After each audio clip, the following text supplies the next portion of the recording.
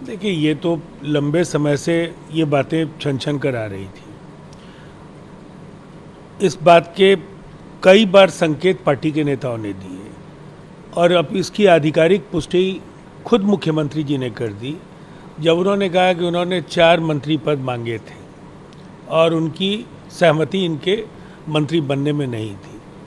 तो ये राजनीतिक कृतज्ञता का इससे बड़ा कोई उदाहरण नहीं हो सकता है कि जिस व्यक्ति को एक सामान्य व्यक्ति से 2 बार सांसद, पार्टी का राष्ट्रीय अध्यक्ष और चाहे जाने अनजाने में अगर ये कद जदयू ने दिया था तो उसी के आधार पर वो केंद्रीय मंत्रिपरिषद में भी पहुंच गए और जो उन्होंने कारनामे किए हैं ये लंबे समय तक विश्वास को लेकर के अनेक लोगों के लिए कठिनाइयां पैदा करेगा।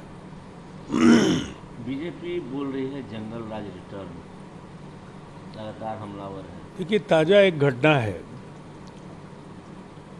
नोएडा में लोगों ने एक छुटभइये भाजपा नेता का कहर देखा है, जो आतंक राज उस व्यक्ति ने बरपाया और दबी जुबान से ही सही अंततः पूरे देश में ये बात चली गई कि विधानसभा का पास से लेकर और बड़े ठेकों तक में कई बड़े नेताओं का वरदहस्त उस छुटभइये नेता को प्राप्त था।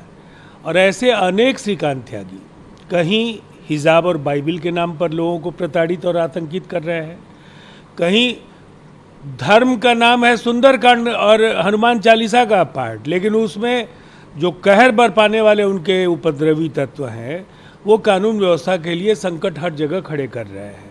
इसीलिए जंगल राज रिटर्न जैसी बात कहने वाले लोगों को अपने गिरेबा में झांकना चाहिए कि अनेक दागी नेताओं को उम्मीदवार बना करके उन्होंने ये साबित कर दिया है कि राजनीति में कामयाबी के लिए उन्हें किसी भी तरह के समझौते से गुरेज नहीं है। और ताज़ा उत्तर प्रदेश के चुनाव में जो एडीआर की रिपोर्ट है जिसमें सबसे ज़्यादा दागी राजनेताओं को उम्मीदवार बनाने का काम भारतीय जनता पार्टी ने किया।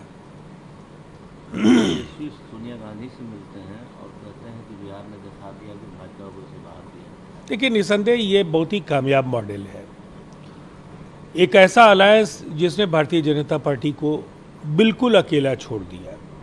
अब तक उनके साथ कुछ दल होते थे, लेकिन इस बार बिहार विधानसभा में 7 दल एक साथ चट्टानी एकता के साथ नीतीश कुमार जी की अगुवाई में एकजुट हैं। और सबसे जो इसके राजनीतिक निहितार्थ हैं, लेफ्ट जिसका देश के अनेक राज्यों में बहुत ही प्रभावी आधार है, कांग्रेस का पैन इंडिया प्रेजेंस है और बिहार की शक्तिशाली क्षेत्रीय पार्टियां एकजुट हुई हैं। तो ये एक आने वाले समय में राजनीतिक ध्रुवीकरण का बीजारोपण है और ये चिंता का सबब है 2024 में 200 से 225 सीटें तक भारतीय जनता पार्टी ला पाए। ये भी उनके लिए आसान लक्ष्य नहीं होगा।